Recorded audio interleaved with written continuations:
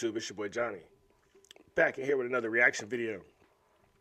Today's video, I was scrolling through the Town catalog, and this track Withdrawals, the title and the thumbnail caught my eye. So I figured I would cover that, as it's something in today's society that a lot of people are probably coping with. I've seen something that said over 100,000 people have overdosed since the lockdown and all those things started, and that's something that society overlooks. And when you come from an environment lacking love, you grow up seeking it outwardly instead of inwardly, and gosh, that could cause all kind of crazy spirals in life. Hit the like button for me if you can. We're trying to run it up to 1 million so we can really change the way we view each other as humans. I think we're all great people. We just need to understand each other a little more. So if you like the video, share the message so we can enlighten the masses. The doctor said to talk to him if I wanted to get off my meds, but I never called his office and poured the bottle in the garbage can. I'm stuck in this apartment and I'm anxious like the cops are here. I tried to call like all my friends, none of them are answering. Is this the moment where I can't control it? Got no appetite, I guess the party's over. I can't sleep at night and I keep rolling over, cause my skin is itchy and the paranoia got me worried, sick, and it is so annoying. I've been throwing up, it looked like motor oil, but I chose to quit and now I can't avoid it. The right things to do are the hardest choices. Is this the moment when I need a donor? Liver failing from the liquor pouring, while the room is spinning, it ain't vodka soda. What is almost killing me is being sober. Talk about pitfalls, surrounded by brick walls. This is what kids call withdrawal. Deleted every number from my phone, I'm staying home. Really wish that I was drunk with all my friends. I'm gonna beat it or I won't and overdose. Really wish that I was high with all my friends. Never cared for therapists. I'm a little different, man. I think of withdrawals, and I think of my father. Though he was in my eyes, he was a great person. To the world, he's an alcoholic. And so by worldly standards, he was judged by if he was drunk or if him and my mom had a bad domestic incident that night. But I still remember being a kid in preschool, riding on his shoulders to school. I still remember being in the 7th grade when we didn't have a car, and him walking me home at 2 a.m. when we got back from a field trip. So when you have an addiction, the world will stigmatize you for that. But I personally think anybody who, whether it's pills, like my mom overdosed on pills and passed away in 2015. And I think everyone is looking for something outside of themselves to make them feel better. And life can go either way. You can find something positive or constructive to put your energy into, to be your escape or your release from life, or it could be something negative. My escape, fortunately, has always been basketball. So it's never been something that was destructive to me. But if I would have gotten into drugs or drinking, then I don't know where my life would have went. And I can honestly say I didn't drink because I used to watch my dad be belligerent and drunk 7 days a week. It was just really bad. So it was something that kept me away from beer and liquor and cigarettes and all that stuff. Arrogance, embarrassing. It isn't fair the terror this addiction placed my parents in. I'm scared repair will never fix the voluntary negligence, the wear and tear my errors did. They almost had to bury me. Is this the moment where I screw up and relapse? Waste all my money on rehab. Can't take a pill from the doctor to relax. Lash out in anger whenever I react. Feel like a weak man, I don't want to be that. Living every day to get a buzz on the weekend. I'm in the deep end, fighting with demons. Trying to stay clean, I just really need a reason. My bones are shaking in my hands and feet. I see my rib cage, but I can't eat. I still wake up panicking, so I can't sleep. I just sit in the bathtub and try to breathe. And I like this, man. And it goes back to why I said the world capitalized off of you not loving yourself. Man, you see 50 million ads about, are you sad? Are you lonely? Do you have depression? Does your left knee hurt? If so, you may need XYZ, and they get to throwing you. And then you read the side effects, and the side effects cause more problems than the initial problem you was having in the first place.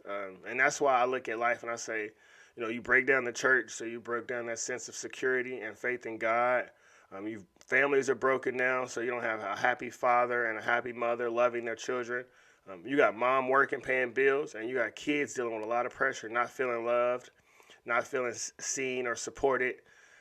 And society is throwing pills at them, it's throwing sex at them, it's throwing all different types of rage at our citizens, our brothers and sisters, our boys and girls who just need love. we all are connected in this thing, and I keep saying that. I think our world is the way it is because that's the outcry of people that need love. We have this many people walking around America that need love and support and acceptance. And I'm not talking about sexuality acceptance. I'm talking about as a human, when you're born into this life, to know that your mother and father care about you. And because we got so many broken homes, everything runs through the father. I'm a big believer in that. Christ over man, man over woman, woman over children. And if something is out of order, you're going to go looking for that love externally. And the devil is waiting. He's licking his chops to throw something at you. Can't sleep, I just sit in the bathtub and try to breathe. Talk about pitfalls, surrounded by brick walls. This is what kids call withdrawals. Deleted every number from my phone, I'm staying home. Really wish that I was drunk with all my friends. I'm gonna beat it or I won't and overdose. Really wish that I was high. And one more thing, and this is why I dislike the media, because it reinforces. If you have a cell phone, every 3 seconds you're getting a breaking news alert that's making your anxiety worse or making your depression worse. A lot of people ask me why I don't respond to the comments, and first off, it's thousands of them now, so it's hard. But the second one is I have 0 notifications on my phone. I haven't had any notifications in over 4 years after my mom passed away, because I don't want anyone to control my attention. Where attention goes, energy flows. And I don't want, just because I hear a ding or a beep or a buzz on my phone, that I'm always ready to jump and grab it at that second. I think we all know what that's like. The minute you hear an alert on your phone, you got to rush to it. And I wanted to have supreme self-control over myself in all areas. I check Instagram when I want to check it. I check YouTube when I want to check it. I don't let the comments or the outside world control anything about me. And that's what led me not watching TV, not listening to much music, because I want to be in supreme control of my brain 24/7. And that's why letting go of the fast food as well, and not drinking soda and taking vitamins, because your brain is the most powerful thing you got in life. So you have to find a way to have supreme control over it.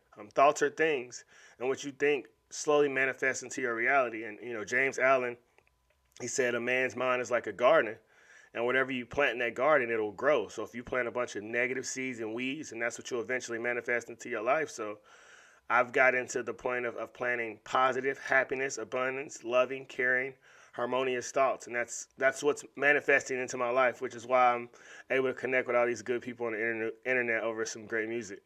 Really wish that I was high with all my friends. I've never felt this bad before. I don't know if I'll make it. Don't have the strength to get off the floor right now, but I'm hoping and praying. My whole life I wanted more.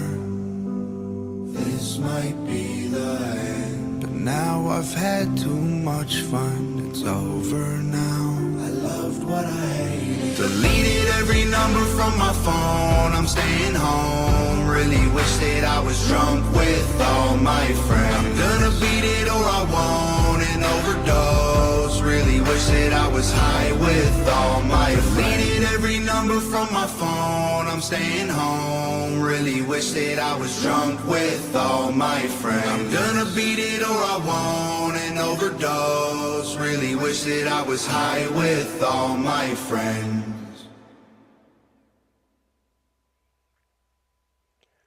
I like that. I'm a big believer that everyone is so much stronger than what they'll ever know. And I say that because to get over anything, man, you gotta sit through it. When my first son passed away at 18 years old, I ran from the pain. And when my second son passed away when I was 22, I ran from the pain.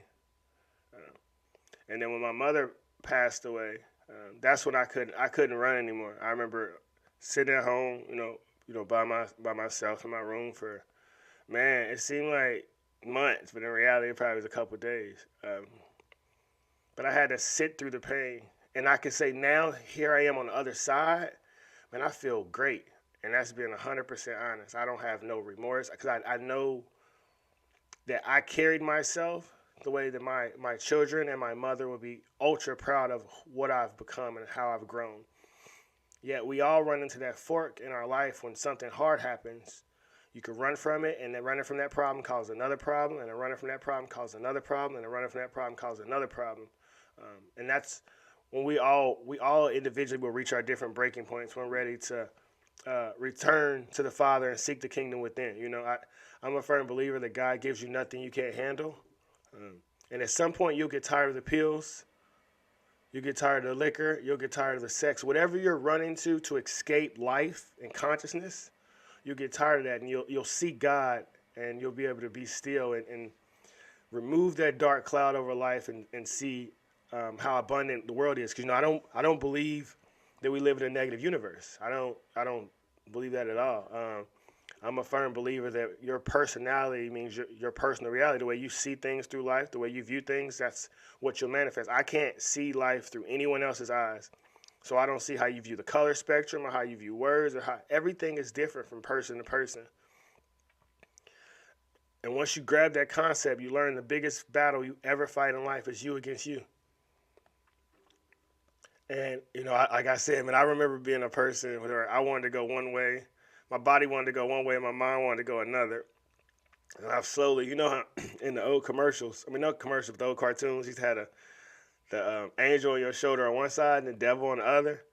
I think it was like Tom and Jerry or something like that. I've learned to get both. We all work together now. We won in this thing. All the chakras are aligned. We on the track with the laws of the universe, and we manifest in our goals and our desires on a daily basis. A book that I want to throw out there, because anybody who's going through something, man, you change your thinking, you change your life. And I know that sounds crazy, like, oh my God, it can't be that simple.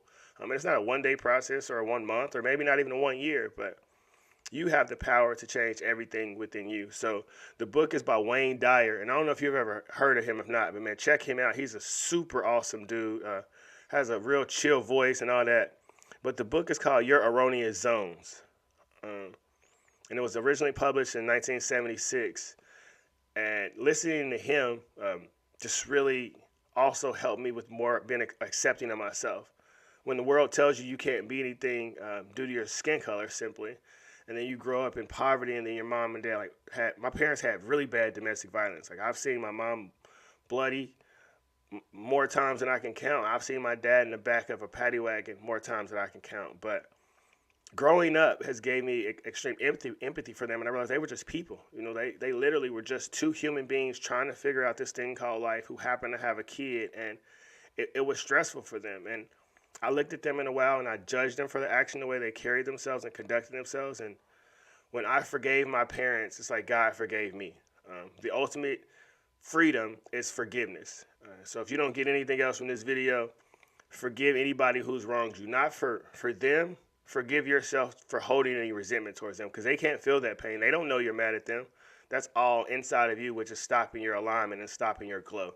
So release any negative energy so you can only have room for positive things, positive thoughts, positive vibes, positive everything in your life. You know what I'm saying? So with that being said, keep being the light in this dark world. Keep your head up. Anything is possible with faith. There's no faith needed around you when there's faith believing you. And accomplish something dope, Be the light in the dark world. Be the change that you wish to see. Go be great. Until next time, we out.